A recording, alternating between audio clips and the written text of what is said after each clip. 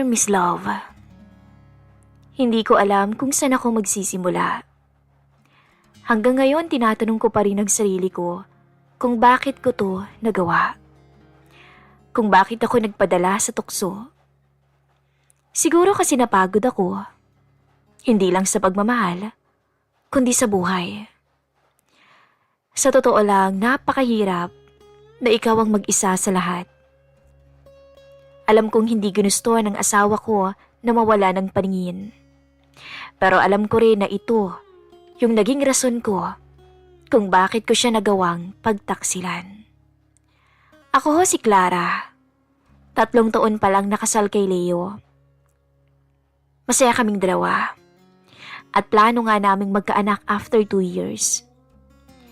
Marami kaming pangarap ni Leo. Ang makapag-ipon at makapagpatayo ng sarili naming bahay. Pero nagbago ang lahat nang isang pagsubok ang dumating sa amin. Unti-unti kaming kinaladkad ng tadhana sa isang bangungot na hindi namin inasahan. 1 taon mula nang ikasal kami, nagsimulang makaramdam ng panlalabo ng paningin si Leo. Akala namin pagod lang siya sa trabaho niya. Pero, nung pumunta kami ng ospital, doon namin nalaman may diabetic retinopathy siya. Komplikasyon ng diabetes na matagal na palang hindi niya pinapansin. Sa loob lang ng 1 taon, tuluyan siyang nabulag. Simula noon, nag-iba yung takbo ng buhay namin. Ako ang kumayod para sa gastusin. Nag-online selling at kung ano-anong racket ang pinatus ko. Si Leo, araw-araw nasa bahay. Malungkot at unti-unting nawawalan ang dating sigla. Alam kong mahirap tanggapin. Hindi ko rin alam kung babalik pa ba ang paningin niya. Ang dating masayahin niyang aura naging madilim. Masakit isipin na ang lalaking punong-puno ng pangarap noon, ngayon ay nangangapa na sa dilim. Ngunit kahit ganun na ang sitwasyon niya, isang pagkakasala pa ang hindi ko sukat akalaing magagawa ko.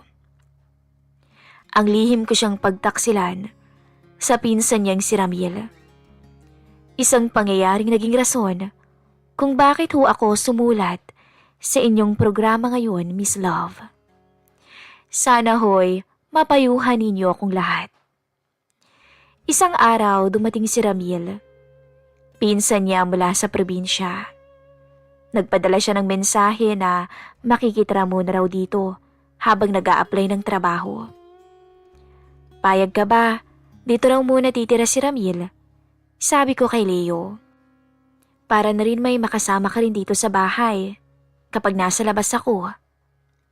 Kilala ko si Ramil noon pa. Medyo may dating at matangkad. Matanda siguro siya ng 5 taon sa asawa ko. May anak pero hiwalay na sa asawa. Dumating siya isang hapon. Dala ang isang backpack at malaking bag. Pagbukas ko ng pinto, bumungad ang ngiting matagal ko nang hindi nakikita. Ibang-iba siya ngayon. Malaki yung katawan niya. Halatang batak sa trabaho. Moreno, matangkad, may tsura. Clara, kumusta ka? Tanong niya sa akin. Ayos lang, sagot ko. Maganda ka pa rin ah. Biro niya agad. Napatawa ko. Pero ramdam kong medyo uminit ang pisngi ko. Loko ka talaga. Pumasok ka na nga. Hinihintay ka na kanina pa ni Leo eh. Sa mga sumunod na araw, mabilis naming nakuha ang ritmo ng bagong setup.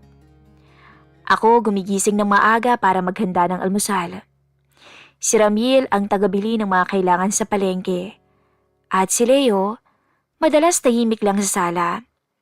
Nakikinig sa radyo na in-order ko online upang kahit papaano'y malibang siya. Lumalabas ako para mag-asikaso minsan ng online orders ko. Si Ramil naman ang nagbabantay sa kanya. May mga sandali na nahuhuli ko si Ramil na tumitingin sa akin ng matagal. Minsan, habang naguhuglas ako ng pinggan, nararamdaman ko yung mga mata niya sa likuran ko. Minsan naman, habang naghahain ako, sadyang magtatama ang kamay namin ng mas matagal kaysa normal.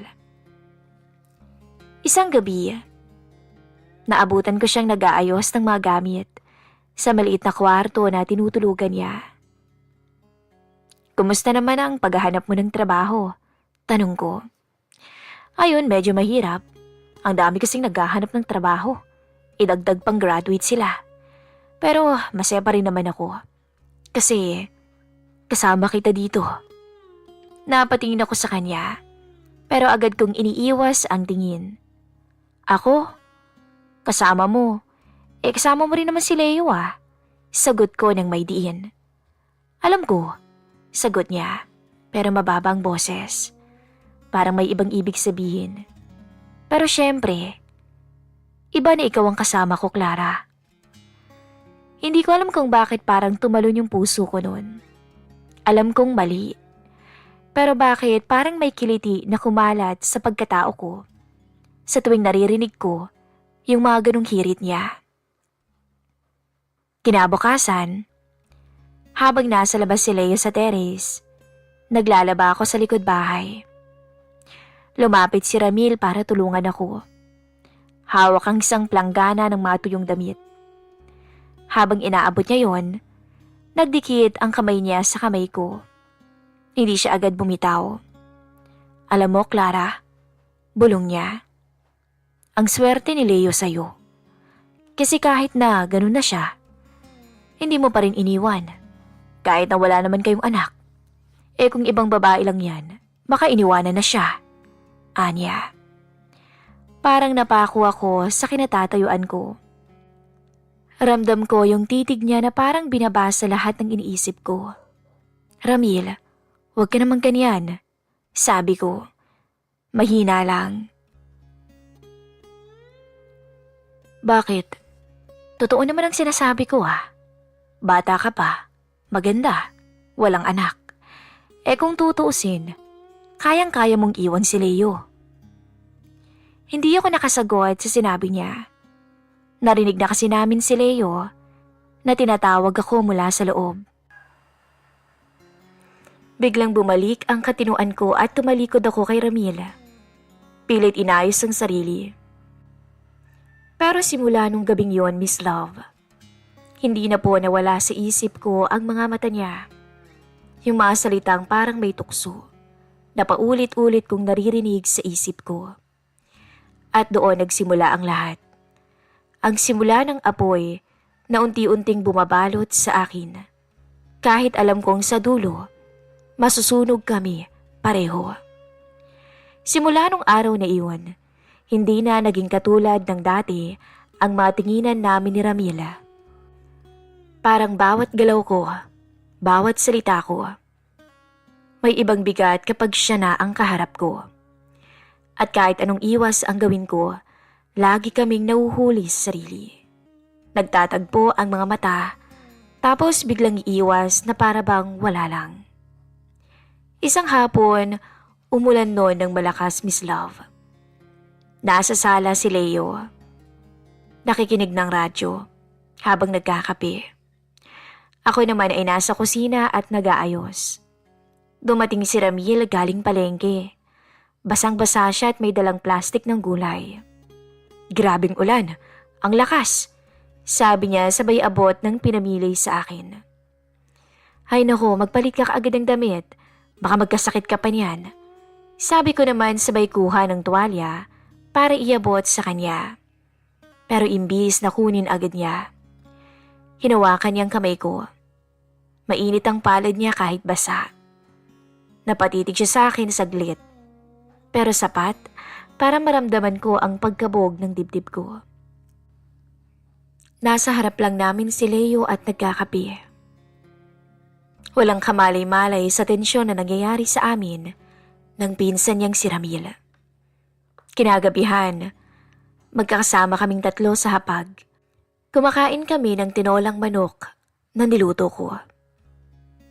Mabuti na lang may kasama ka rito, Clara. Sabi ng asawa ko bigla, sabay ngiti. Kung wala si Ramil, baka lalo kang naghirapan. Nagiging pabigat na ako sa iyo eh. Pasensya ka na mahal wala akong magawa. Anya. Huwag kang magsalita ng ganyan, Leo. Hanggat may buhay, may pag-asa. Uwi ka naman ni Ramil. Pero sa halip na tumingin kay Leo, sa akin siya tumitig. Napakaswerte mo kay Clara, Leo eh. Dahil nandyan lang siya sa tabi mo. Dagdag pa niya. Napalunok ako. Pinilit kong ngumiti habang nagsasandok ng sabaw para kay Leo. At habang abala siya sa pagkain, ramdam ko yung mga mata ni Ramil na parang dudungaw na sa kaluluwa ko. Maya-maya biglang nagtanong si Leo. Clara, sa susunod na linggo siguro magpapacheck up ulit ako. Baka may paraan pa no? Wika niya. Napatingin ako kay Ramil. Muling nagtagpo ang aming mga mata. May kakaibang lambing sa kanya na may halong tukso. Ay, subukan natin mahal. Sagot ko sa asawa ko. Pero hindi ko binibreak yung titig namin ni Ramil. Baka nga may pag-asa pa. Sagot ko habang nakatitig sa pinsan niya. Nakukonsensya ako na harap-harapan naming ginagago ang asawa ko. Tumawa si Leo ng mahina. Alam mo mahal, minsan, nangihina talaga yung loob ko na eh. Ang hirap maging bulag. Hindi ko kayo nakikita, pero alam ko naman na nandyan kayo palagi sa akin. Na handa akong tulungan. Anya pa sa amin ni Ramil. Walang kamalay-malay na nagsisimula ng magkaroon ng tensyon sa pagitan namin ng pinsan niya. Doon lalo akong nahiya. Pero hindi ko rin naman magawang alisin ang tingin ko kay Ramil. At sa ilalim ng mesa, marahan niyang hinawakan ang kamay ko. Hindi mahigpit, pero sapat para makaramdam ako ng kakaiba. Minsan nga naiinggit ako sa inyo, dagdag pa ni Leo. Kayo nakikita niyo yung isa't isa. Ako, puro dilim na lang. Baka nga mas mabuti minsan, insan, na hindi mo na makita lahat. Biro pa ni Ramil. May bahagyang ngisi habang nakatitig sa akin. Ha? Anong ibig mong sabihin, Ramil? Tanong ng asawa ko. Wala. Ang ibig ko lang insan Hindi mo na nakikita yung mga pangit sa paligid mo. Minsan mas maganda din yun. Palusot pa niya. Pero ramdam ko ang tunay na kahulugan ng sinabi niya. Matapos ang hapunan, naupo si Leo sa may sala at nakinig ng radyo. Si Ramil ay kunwaring tumutulong na magligpit sa akin. Pero sa tuwing magtatagpo ang mga tinginan namin, may ngiti siyang lihim na para lang sa akin. Kinabukasan, nag-almusal kami. Bigla na lang na itanong ni Ramil na, mahirap ba insan na wala kang nakikita? Tahimik si Leo sandali bago sumagot. Oo naman, hindi ko na nakikita ang asawa ko. Ang mga ngiti niya. Kahit yung mga simpleng kilos, ang dami kong namimiss dahil lang sa sakit na to. Tumingin si Ramil sa akin. Diretso. Habang sinasabi na, pero huwag ka mag-alala. Nandito ako para alagaan din siya. Tingnan-tingnan siya para sa'yo. Di ba, Clara? Oo. Sagot ko. Hindi inaalis ang titig sa kanya. Para kami nag-uusap sa ibang wika na hindi maiintindihan ng asawa ko. Alam mo, insan, dagdag ulit ni Ramil. Napakaswerte mo talaga kay Clara. Kahit anong mangyari, siya yung nandito para sa'yo palagi. Ngumiti si Leo. Oo nga Kahit hindi ko siya nakikita, alam ko naman, nandyan lang siya palagi. Sa ilalim muli ng mesa, muli kong nadama ang kamay ni Ramil. Habang patuloy kaming nag-uusap tungkol sa pagkabulag ni Leo, patuloy naman siya sa pagbibigay ng ibang motibo sa akin. Para bang may kakaibang thrill, yung harap-harapan naming niloloko ang asawa ko nang wala siyang kaalam-alam. Hindi ko alam kung bakit ako ganun, Miss Love. Siguro nga kasi nandun yung kakaiba at the same time kasabikan na hinahanap-hanap ko. Mula nang magkasakit kasi si Leo, never nang may nangyari sa amin, Miss Love. At alam kong sa puntong to, konting-konti na lang at bibigay na ako kay Ramil. Pagkatapos kumain, umalis ako para pumunta muna sa likod bahay. Sinundan ako ni Ramil doon. Hindi mo alam kung gaano ako nai-inlove sa'yo, Clara. Bulong niya. Ramil, tama na please. Sabi ko ng mahina, pero hindi galit. Hindi ko kaya. Lalo na kapag nakikita kong wala siyang idea. Nandyan ako, nandyan ka, harap-harapan natin siyang niloloko. Naiintindihan mo ba yung nararamdaman ko, Ramil? Huwag mo nang gawing mas mahirap pa yung sitwasyon nating dalawa. Sabi ko, pero yung totoo, hindi ko na kayang pigilan ang sarili ko. Bakit? Natatakot ka bang mahalin din ako? Tanong niya at muling tumingin ng matagal sa mga mata ko. Pero hindi ko na siya pinansin. Umalis ako. Kinagabihan, tahimik na ang buong bahay. Maliban sa mahinang tunog ng radyo sa kwarto namin ni Leo. Nakahiga na ito sa kama, nakasandal sa headboard, dilat ang mga mata pero walang buhay ang titig. Sa kabila ng pagkawala ng kanyang paningin, para bang lagi pa rin niya akong tinititikan, kaya't hindi rin mawala-wala ang kaba sa dibdib ko. Nasa gilid naman ako at inaayos ang kumot niya. Clara, tawag niya sa akin. Mahina pero malinaw. Sagot ko nang hindi tumitingin sa kanya. Salamat. Kasi kahit ganito na ako, nandyan ka pa rin at hindi ako iniiwan.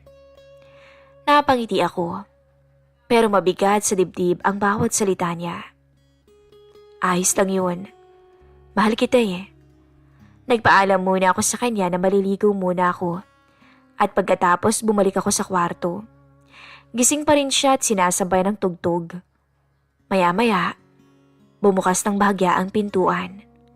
Walang ingay. Isang anino ang sumilip. Si Ramil. Tahimik ang bawat hakbang niya. At doon, nakaramdam ako ng kaba. Hindi ko agad siya napansin, pero nung maramdaman ko ang presensya niya mula sa likuran ko, nanlamig ang kamay ko. Ramil. Bulong ko. Yung tipong walang boses na lumabas. Hindi sumagot. Imbis ay lumapit siya ng dahan-dahan hanggang maramdaman ko ang init ng hininga niya sa batok ko. Si Leo, abala pa rin sa pakikinig sa radyo. Anong ginagawa mo dito? Mahinang-mahina akong tanong kay Ramil, pero hindi ako lumilingon. Hindi siya sumagot. Ramdam kong marahang humawak ang kamay niya sa bewang ko mula sa likod. Napapikit ako. Iniwasang huminga ng malalim para hindi makahalata si Leo. Tapos bago pa ako makapagsalita, dinikit ni Ramil ang labi niya sa gilid ng leeg ko. Parang tumigil lang oras ko, Miss Love. Nasa harap lang namin ang asawa ko, dilat, nakatingin sa direksyon namin pero walang alam, walang nakikita. Umupo ako sa gilid. Sinundan ako ni Ramil. Habang nakikipag-usap si Leo sa akin, marahan akong hinawakan ni Ramil. Mabilis ang pintig ng puso ko. Hindi ko alam kung dahil sa kaba o dahil sa init ng mga sandaling yon. Clara, ano bang balita sa labas? Tanong ni Leo. Wala naman mahal. Pero si Maring Tess, hiwalay na kay Paring Rigor. Kwento ko. Habang sinusubukan kong itaboy si Ramil. Ha? Bakit naman? Nabuntis si Tess pero sa kalaguyo niya. Alam mo naman yung bali-balita na yun noon, di ba? Kita akong napakamot pa sa ulo ang asawa ko. Maya-maya, hinalikan ako bigla ni Ramil. At doon na ako tuluyang bumigay. Mabilis lang, parang nagnakaw lang ng sandali. Isang halik na punong-puno ng panganib dahil nandyan lang si Leo. Ramil, bulong ko pero walang boses. Nakangisi lamang ito sa akin, tsaka muling tumitig ng diretsyo. Pakiramdam ko ay sinasakal ako ng kakaibang nararamdaman ko. Bawat segundo, iniisip ko na baka mahalata kami. Pero sa bawat kabang nararamdaman ko, nandoon yung excitement. At sa harap ng asawa kong dilat, ngunit bulag, wala akong nagawa kung hindi magpatangay. Mahal, magbabanyo lang ako ha? Sabi ko kay Leo, sabay hatak sa kamay ni Ramil. Diretso kami sa kwarto niya at doon naganap Miss Love. Ang bawal. Isang pagtataksil. Tila sabik na hindi kayang punan ng isang gabi ang nararamdaman kong pagkauhaw. At doon nagumpisa ang kataksilan ko sa asawa kong si Leo. Gabing muli. Nakatulog ng maaga si Leo matapos uminom ng gamot. Pero gaya ng dati, nakahiga siya sa gilid ng kama. Ako naman nakaupo sa dulo ng kama. Iniisip kung paano ko napunta sa ganitong sitwasyon. Maya-maya dumating ulit si Ramil. Nakangiti siya ng kaunti, yung tipong pilyo. Sa bawat hakbang niya palapit, ramdam ko na mas parang mabigat na ang hangin sa kwarto. Huminto siya sa tabi ko at tumingin kay Leo. Tulog na? Pabulong niyang tanong. Hindi ko alam. Mahina akong sagot. Umupo siya. Hindi ako mapakali. Bulong niya. Sabay hawak sa kamay ko. Napaliwan ako sa kanya pero bago pa ako makapagsalita, hinalikan na niya ako. Ang puso ko ay kumakabog ng sobra. Dahil nandito lang ang asawa ko. Kasama namin. Isang mali lang namin pwede kaming mahuli. Biglang gumalaw si Leo sa kama. Clara, tawag niya. May kasama ka ba dyan? Tanong niya na parang nagtataka. Wala, ako lang. Sagot ko agad. Pero naramdaman kong nakangisi si Ramil sa tabi ko. Para bang lalo siya ang ginaganahan sa panganib. Tumayo siya sandali. At marahang pinatong kamay niya sa balikat ko. Bakit parang may narinig akong kakaiba kanina? Usisa ni Leo. Naalimpungatan ka lang, mahal. Mabilis kong sagot pero pinipilit na maging kalmado. Sa likod ng lahat ng yon, nandun si Ramil. Nakayakap sa akin mula sa likod. Nakatagong parang anino. Bawat segundo iniisip ko na baka mahuli kami. Pero sa halip na matakot, mas lalo lang bumibilis ang tibok ng puso ko. Na para bang gusto naming subukan kung hanggang saan kami o hanggang saan namin kayang itago to. Parang dalawang mundo ang hinahawakan ko. Ang kamay ng asawa kong walang alam at ang kamay ng pinsan niyang may alam sa lahat ng bawal naming ginagawa.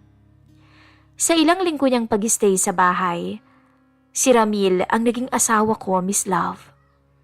Hindi namin inisip ang mali.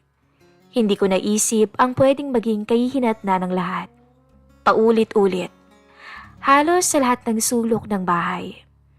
Ilang beses o mas tamang sabihing hindi ko na mabilang kung ilang beses na may naganap sa amin. Hindi ko alam kung sadyang mabilis lang ang panahon o sadyang mabilis lang kaming dalawa ni Ramil. Parang kailan lang nang pumasok siya sa buhay namin at ngayon ay aalis na siya. Isang umaga, habang abala ako sa kusina, narinig ko ang mga yabag niya papunta sa may sala. Hindi na siya nakatapis lang ng tuwalya gaya ng dati. Maayos ang suot niya ngayon. Clara, aalis na ako mamayang gabi eh. Tinawagan ako ni Tito Boy sa Batangas. May trabaho raw na naghihintay sa akin doon. Sabi niya. Iwas ang tingin niya pero ramdam ko ang bigat sa boses niya. Napahinto ako sa ginagawa ko. Ganun ba? Mahina akong tugon. Napilit pinapakalmang sarili. Hindi ko gusto pero kailangan eh. Dagdag pa niya. Ngayon ay nakatitig na siya sa akin. Sa kwarto, nandun si Leo. Nakaupo sa kama. Hindi niya alam na sa loob-loob ko, parang may nabubunot na parte ng puso ko. Kinagabihan na habang nag-aayos ako ng gamit ni Ramil, hindi ko napigilang mapaluha. Lumapit siya at marahang hinawakan ng kamay ko. Clara, kapag may problema ka, sabihin mo sa akin. Kahit malayo ako, gagawa ko ng paraan. Anya. Bago siya lumabas, nagpaalam siya sa asawa ko. Tinapik niya ang balikat ni Leo. Insan, o paano? Aalis na ako. Mag-iingat kayo dito, ha? Ngumiti si Leo. Mag-iingat ka rin, Ramil. Salamat sa tulong mo. Sa susunod, dalawin mo rin kami.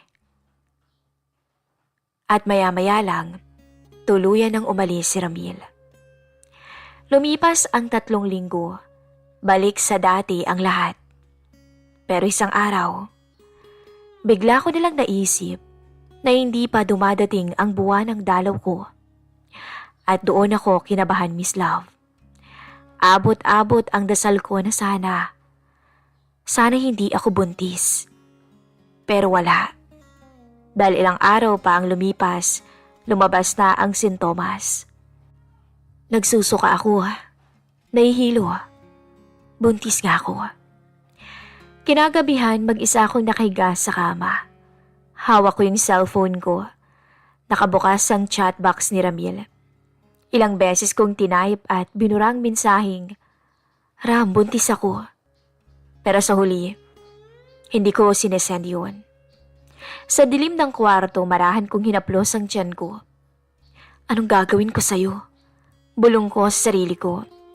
At sa kauna-unahang pagkakataon mula nung magsimula ang lahat, ramdam na ramdam ko yung takot na mas malakas na kaysa sa thrill. Ngayon ay lugmok na lugmok ako, Miss Love. Hindi ko alam ang gagawin ko. Sasabihin ko ba kay Leo na buntis ako? O mas tamang iwanan ko na lamang siya at sumama na lang ako kay Ramil? Nalilito ho ako, Miss Love. Hindi ko alam ang gagawin ko. Kapag umalis ako, sinong magiging kasama ng asawa ko? At kung itutuloy ko naman ang pagbubuntis ko, sino naman ang magtatrabaho para sa aming pamilya? Naway mabigyan niyo ako ng sapat na payo. Humihingi po ako sa inyo ng payo, pati na rin sa inyong mga listeners, Miss Love. Naway mabigyan niyo ako. Hanggang dito na lamang po at nagmamahal. Clara. Maraming salamat po sa pagbahagi ng inyong kwento, Miss Clara.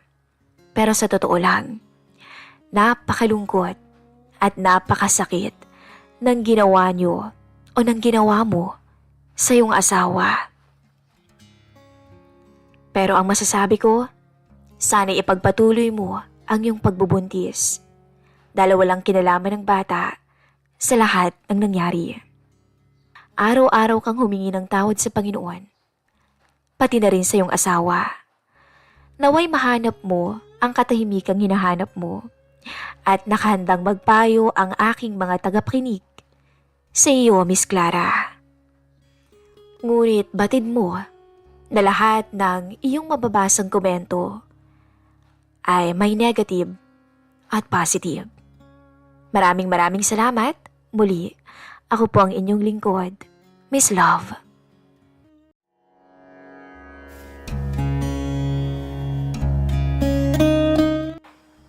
Dear Miss Love, akala ko okay lang ang lahat. Ang asawa ko ay isang OFW at ang anak ko ay nasa nanay ko sa probinsya.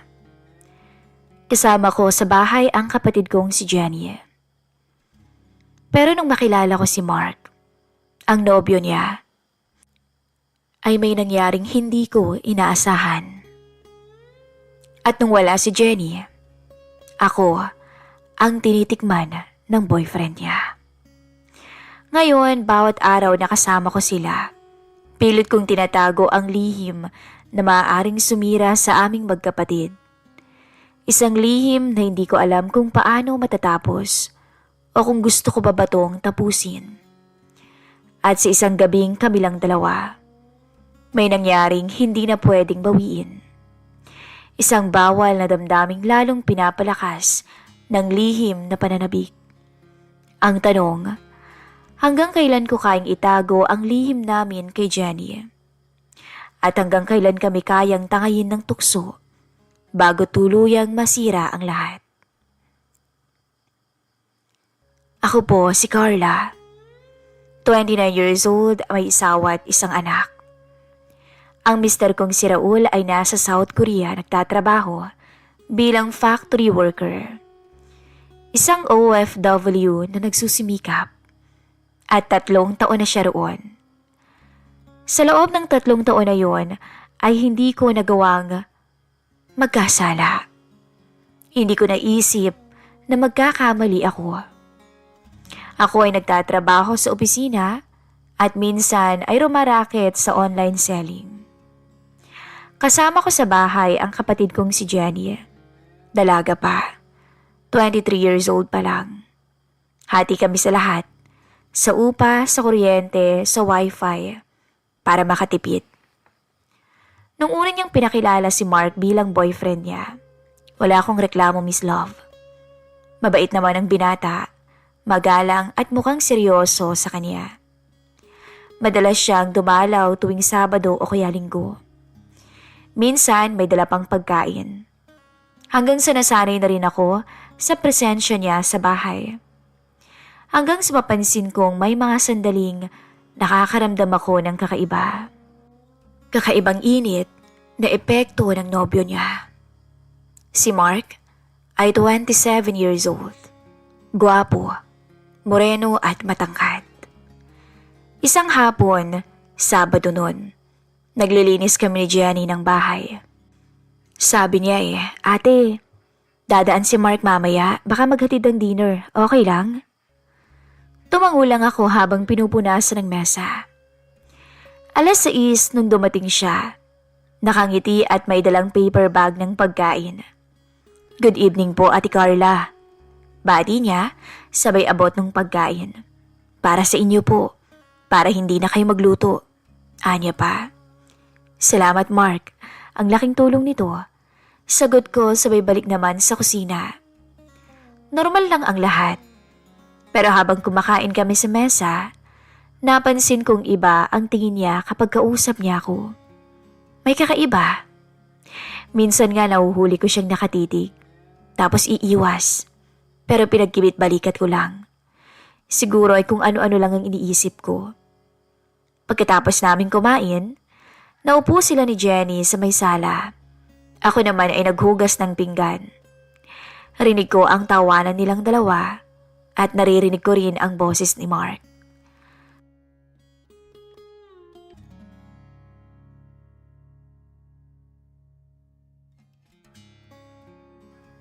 Lumabas ako sandali para magpunas ng mesa. At doon ko siya muling nahuling nakatingin. Hindi kay Jenny, kundi sa akin. May kailangan ka, Mark? Tanong ko nung makita ko siya sa may kusina. Wala po ate. Tinitingnan ko lang kung baka may kailangan kayo. Mabilis niyang sagot. Wala naman akong kailangan. At kung may kailangan man ako, Mark, sigurado akong hindi mo yun kayang ibigay. Sabi ko dito. Bigla siyang nagsalita nang hindi ko inaasahan. Sigurado ka ba ate na hindi ko yun kayang ibigay? Napatingin ako sa kanya, tapos ngumiti lang to. Kinabukasan, wala akong pasok. Maagang umalis si Jenny. Bandang hapon may kumatok. Pagbukas ko ng pinto, si Mark. Wala si Jenny dito sabi ko. Oo nga ate, sinabi niya sa akin na punta na lang daw ako dito at hintayin na lang siya. Anya nang nakangiti. Pinapasok ko siya at doon nagsimula ang tensyon sa pagitan naming dalawa. Naupo siya sa may sofa, ako naman ay nagtuloy sa may kusina para magbanlaw ng mga plato. Gusto mo ng juice? Tanong ko mula sa kusina. Sige po ate, salamat. Paglapit ko sa may sala, para iabot yung inumin. Halos magdikit ang kamay namin. Hindi sinasadya, pero may kuryenteng dumaloy. Nagkatinginan kami ng ilang segundo. Sandali lang, pero parang huminto ang paligid. Agad kong binawi ang kamay ko. Ito na, sabi ko at pilit na ngumiti. Salamat po ate, sagot niya, pero hindi pa rin nawawala ang tingin niya sa akin. Dumating si Jenny makalipas ang ilang minuto at nawala ang tensyon. Yung tipong parang walang nangyari. Pero mula noon, hindi ko na maalis sa isip ko ang paraan ng pagtitig ni Mark. Sa mga sumunod na linggo, paulit-ulit ang ganong maliliit na eksena. Kapag dumarating siya ay wala pa si Jenny at may saglit na katahimikan sa pagitan namin. Kapag kumakain kami, parang lagi niyang alam kung saan ako uupo at palihim siyang titingin, tipid nangingiti, tapos iiwas din naman. Isang gabi matapos umalis si Mark, nilapitan ako ni Jenny. Ate, okay ba sa'yo si Mark? Tanong niya. Bakit mo naman naitanong? Sagot ko, kunwari nagtataka. Wala lang, baka si istorbo kami sa'yo. Hindi basta wag lang masyadong gabing-gabi na at ayos lang naman sa akin. Hindi ko nasabi sa kanya na ako ang naiilang. Naiilang kasi may nararamdaman akong hindi dapat. Naiilang kasi baka mahuli ni Jenny ang paraan kung paano kami magtitiga ng boyfriend niya. At baka mauhuli niya rin ang hindi ko maipaliwanag na kaba. Sinabi ko sa sarili ko na baka guni-guni ko lang yon. Na baka mabait lang naman si Mark, na sadyang ganun lang siya. Pero sa bawat pagdaan ng linggo, lalong tumitindi yung titigan naming dalawa. Yung titig niya. Hindi ko alam kung sinusubok niya lamang ako o sinusubok na rin ako ng sarili kong damdamin. At habang wala si Raul, habang nagtatrabaho ang asawa ko, kinikilabutan ako. Hindi dahil natatakot ako kay Mark, kundi natatakot ako sa aking sarili. Na baka anytime ay makagawa na ako ng isang pagkakamali. Mahabang araw noon sa opisina. Pagka-uwi ko, gulong-gulong isip ko sa dami ng iniwan kong trabaho. Pagbukas ko ng pinto, nakita ko si Jenny sa kusina nakangiti habang nagluluto. Ate, dumating si Mark kanina. Sabi niya, baka mag-dinner daw tayo sabay-sabay na lang tayo. Masaya niyang sabi. Pinilit kong umiti. Ganun ba? Sige. Huwag ka na magluto ate, kami na ni Mark bahala. Dagdag pa niya. At dumating nga si Mark na may dala-dala pang dessert. Normal lang ang takbo ng gabi, tawanan, kwentuhan habang kumakain. Pero gaya ng datim's love, hindi ko maiwasang mapansin ang mga pasimpleng sulyap ni Mark sa akin. Hindi naman nahahalata ni Jenny. Pilit kong iniiwasan at pilit kong kinukubli ang kabang nararamdaman ko sa tuwing magtatama ang mata naming dalawa. Pero hindi ko rin maiwasang hindi suklian ang mga tingin niya. Pagkatapos namin kumain, nagpaalam ako sa kanila na maaga akong matutulog. Jen, Mark, una na ako Pagod na pagod ako ngayong araw Mauna na akong matulog. Sabi ko habang sila na may nagliligpit ng mesa. Sa totoo lang, gusto ko ring lumayo. Gusto kong iwasan ang kahit anong pagkakataong muling magkatagpo ang mata namin ni Mark. Pumasok na ako sa kwarto at humiga, pero hindi naman ako dinalaw ng antok. Nakatingin lang ako sa may kisame, nakikinig at nakatitig sa tahimik na tunog ng bentilador. Tumawag na ako sa anak ko, pati na rin sa asawa ko, pero hindi pa rin ako makatulog.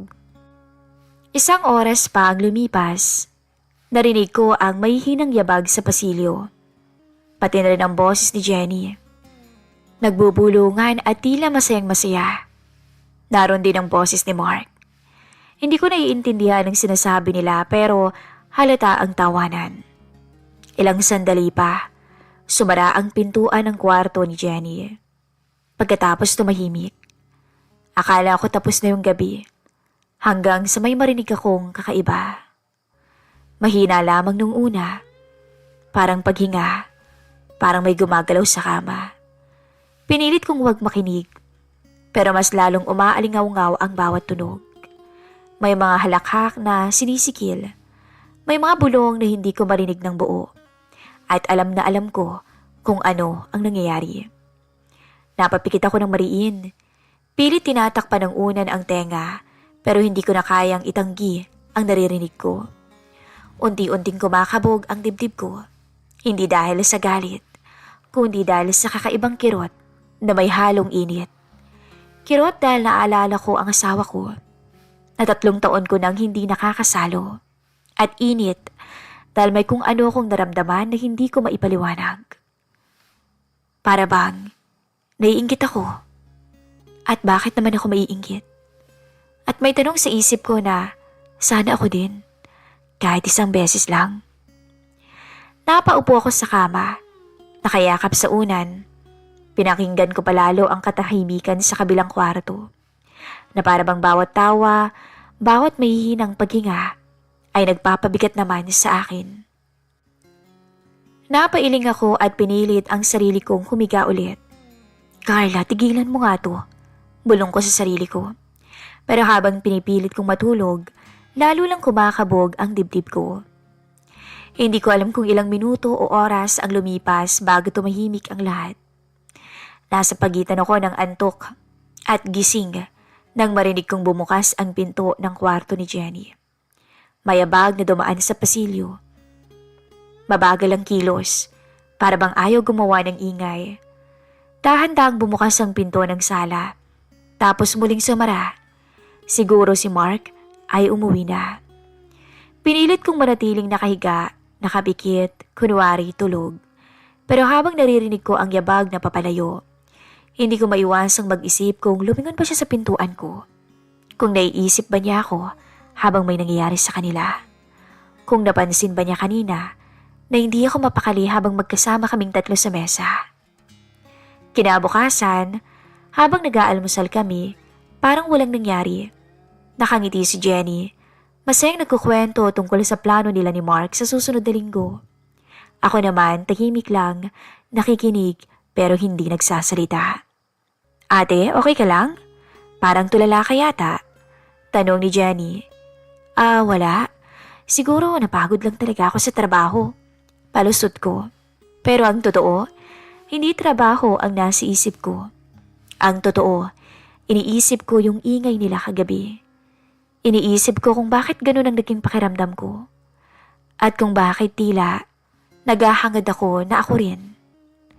Sa bawat tingin ni Mark, para akong lalong nadadarang sa tukso. Ilang linggo na rin mula nung gabing narinig ko ang nangyari kina Jenny at Mark. Hanggang ngayon, hindi ko pa rin makalimutan ang pakiramdam ng selos na hindi ko kayang ipaliwanag. Pilot kong tinatanggi sa sarili ko pero tuwing dumadalaw si Mark, lagi akong naiilang. Linggo ng hapon, maagang umalis si Jenny para bumili ng gamit at makipagkita sa kaibigan niya. Ate, baka gabihin ako kasama ko si Liza mamaya Sabi niya bago lumabas. Tumango lang ako. Wala akong idea na dadaan pala doon ang nobyo niya. Pasado 5:00 nung kumatok si Mark. May dalang prutas. Magandang hapon, Ate Carla. Sabi ni Jenny, nasa bahay ka lang. Pasensya ka na kung naistorbo kita. Wala yun. Halika, pasok ka. Sagot ko at pilit na kinalma ang boses. Pero wala naman si Jenny, baka hinahanap mo. Alam ko ho, sinabi niya rin na baka gabihin siya. Namiss ko lang kayo Biro niya at may tipid ng ngiti. Talaga? Bolero? Umupo siya sa may sofa habang nag-aayos naman ako ng dala niyang prutas sa kusina. Matagal na rin palang wala si Kuya Raul, no ate? Tanong niya. Oo bakit? Sagot ko nang hindi lumilingon. Delikado yata yun. Baka may manligaw sa inyo. Sagot niya na may halakhak. Napahinto ako sandali. Pilit na pinapanatili ang boses na normal. Mark, malabo akong maligawan dito. Sus, imposible ate. Ang ganda mo kaya at ang sexy. Shh, huwag kang ganyan. Baka mamaya may makarinig kung ano pang isipin. Wala namang makakarinig ate Tsaka nagsasabi lang naman ako ng totoo. Anya, pero ramdam ko sa tono niya na may ibig sabihin yun. Lumapit siya sa may kusina. Alam mo ate, kung andito lang si Kuya Raul, ang sarap-sarap siguro ng buhay niya. May asawang mabait, maganda, plus pa yung kaseksihan. Tumigil ka nga Mark, baka maniwala niyan ako sa'yo. Biro kong pilit para pagtakpan ng kaba. Hindi ka pa natutuwa, compliment yun. Sagot niya habang nakatingin ng diretsyo. Nagkatinginan kami sandali, pero ako nang umiwas. Puro ka talaga biro. Hindi naman ako nagbibiro eh. Bulong niya, sabay kuha ng tuwalya para punasan ang kamay kong basa. Hindi ko alam kung bakit hinayaan ko lang. Mark, mahinang tawag ko na para bang babala. Bakit Ate Carla? Bawal ba akong humanga? Tanong niya na nakangiting parang bata. Hindi naman ibig sabihin may masama akong balak sa'yo. Kung wala, tigilan mo bago may makakita. Sagot ko. Pero hindi ko mabura ang kakaibang kilig na dumaloy sa dibdib ko. Umupo kami sa may mesa. Kumain kami ng prutas. Ramdam ko yung bawat lapit niya. Paminsan-minsan ay humahabol siya ng tingin sa akin at tipid nangingiti. Alam mo ate, sabi niya habang nagbabalat ng orange. Unang kita ko pa lang sa'yo nun. Nagandahan na talaga ako sa'yo. Kahit girlfriend ko ang kapatid mo, iba pa rin yung attraction na ramdaman ko sa'yo. Hoy Mark, ano ka ba? Huwag kang magbiro ng ganyan. Paano kung seryoso ko? Mabilis niyang balik, sabay tingin na parang hinahamon ako. Hindi ko alam kung anong sumapi sa akin ng oras na yon pero isang parte sa utak ko ang nagsasabing patulan ko na siya. Pero hindi. Pinilit ko pa rin na maging tama. Hindi mo dapat sinasabi yan. Kapatid ko si Jenny. Girlfriend mo siya. Alam ko, sagot niya. Nakasandal at nakangiti. Pero minsan, hindi mo mapipili kung kanino ka pwedeng humanga. Tumayo ako para ayusin ang pinggan, pero bigla siyang sumunod at hinawakan ang kamay ko. Hindi naman mahigpit, pero sapat para mapatigil ako. Relax lang ate. Wala naman akong gagawin sa'yo eh. Bulong niya. At kung meron man, wala namang makakaalam. Anya pa. Alam kong nangungulila ka na rin kay Kuya Raul. Bakit hindi mo pagbigyan ng sarili mo? Hindi naman nila malalaman ah. Sa totoo lang, mahilig ako sa babaeng may asawa na. Bukod sa may thrill, may excitement pa. At mas may alam ang may asawa na. Napalunok ako noon, Miss Love. Bitawan mo nga ako, Mark. Bumitaw siya agad, pero hindi inalis ang tingin. Sige, bibitawan kita. Pero aminado ka rin, di ba? Nararamdaman mo yung nararamdaman ko kapag nagkakatitigan tayong dalawa. Hindi totoo yan. Mabilis kong tanggi. Kahit alam kong hindi ako kapanipaniwala. Kung wala kang nararamdaman, dahan-dahan niyang sabi, bakit lagi kang nakatitig sa akin? Hindi ko nasagot ang tanong niyang yun, kasi totoo. Bumilis pa nga yung tibok ng puso ko, hindi dahil sa natakot ako, kundi dahil sa tukso. Tahimik kaming nakatayo ng ilang segundo sa loob bago siya ngumiti at umatras. O sige ate, wala akong gagawin na ayaw mo. Pero aaminin ko lang, mahirap magpigil. Mark, please. Umalis ka na. Mahina akong sabi, hindi galit ang tono. Para ba akong nag-aalangan? Kung yan ang gusto mo, susundin kita.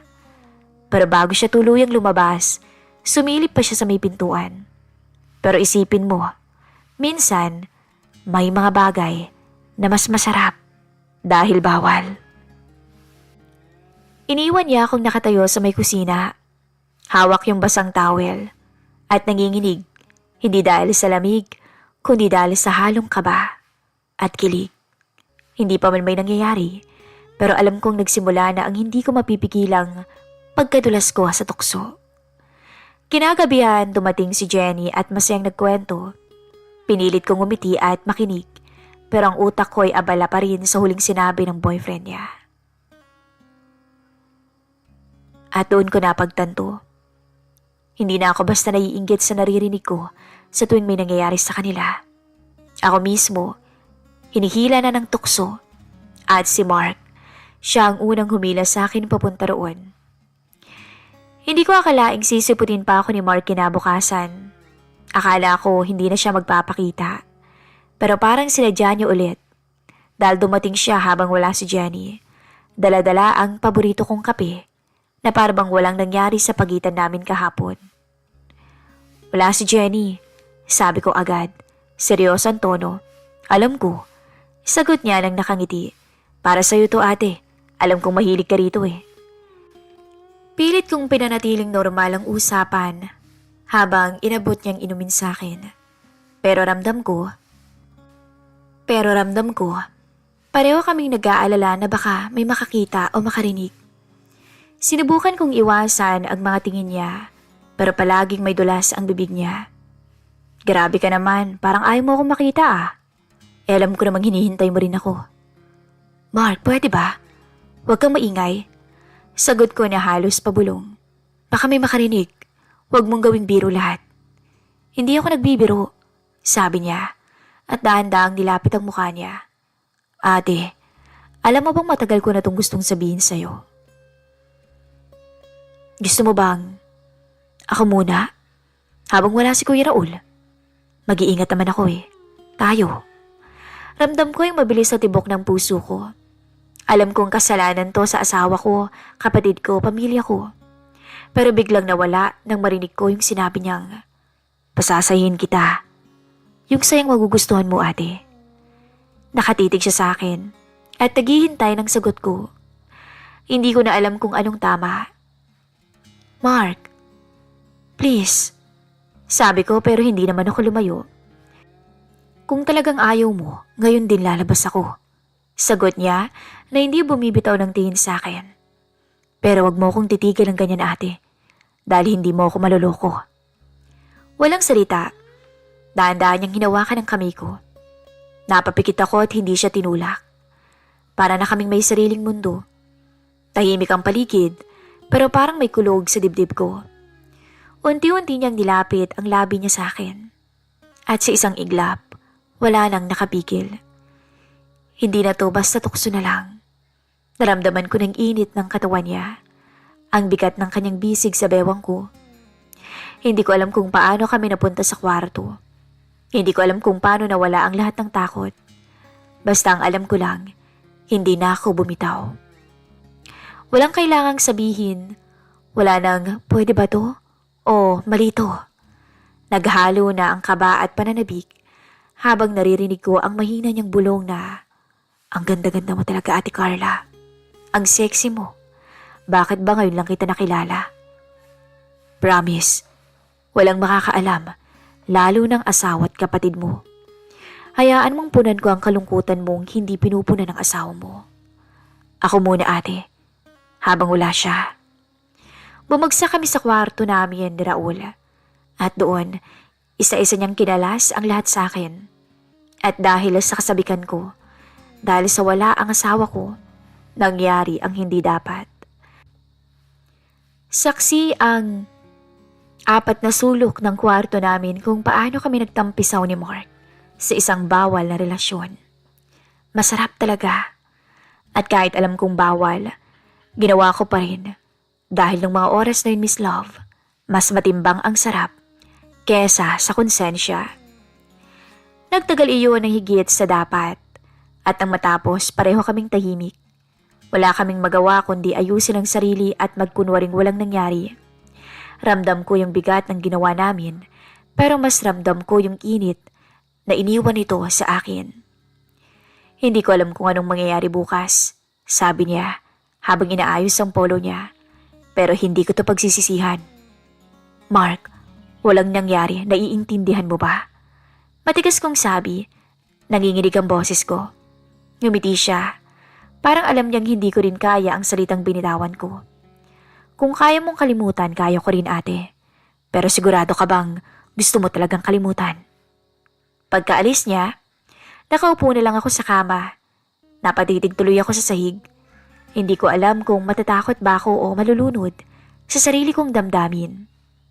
Kinagabihan, dumating si Jenny. Masaya at walang kaalam-alam. Ate, tumaan dito si Mark kanina, di ba?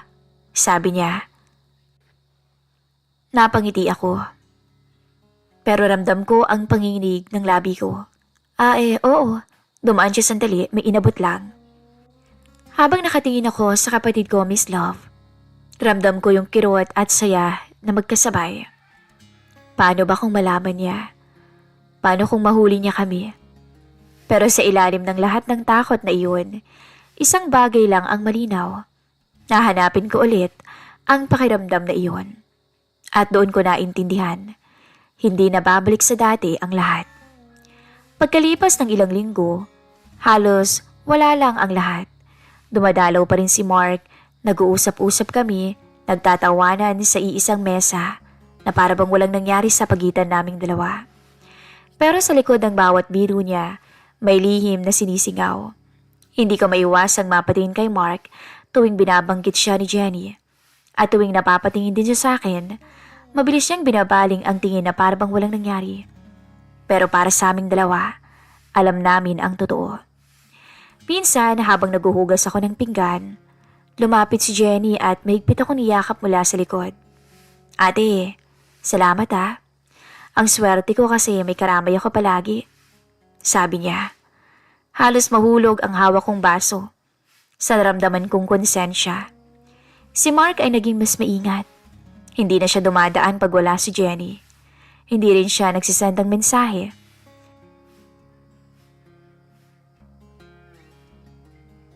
Gabi-gabi, habang nakahiga ako, iniisip ko kung paano ba matatapos ang ganitong kalokohan. Hindi ito pwedeng tumagal. Hindi pwedeng may makaalam. Pero mas hindi ko maipaliwanag kung bakit sa bawat araw na lumilipas, mas lalo kong hinahanap ang bawal na pakiramdam na yon. Isang gabi, nakatanggap ako ng maikling mensahe mula kay Mark. Ate, baka pwede ka pa. Hindi kasi kita makalimutan. Matagal bago ko dinalit o dinilit ang mensahe niya. At sa huling pagkakataon, bago ko pinikit ang aking mga mata, isang tanong lang ang hindi ko matanggal sa isip ko. Hanggang kailan ko kakayaning itago ang lahat ng to kay Jenny? At hanggang kailan ko kakayaning itago ito sa pagbahagi ng inyong kwento sa aming programa, paano ko ba maiiwasan? Miss Carla, kung tungkol sa hiningi ninyong payo, alam nyo kung ano ang tama, ko, kung ano ang makakabuti, at sana'y mabigyan nyo sundin mo ang tama, pati na rin ang inyong isipin mo ang iyong pamilya, hindi lamang ang iyong kapatid, kundi ang iyong anak, at ito, ang iyong asawa na nasa abroad. Secret confession.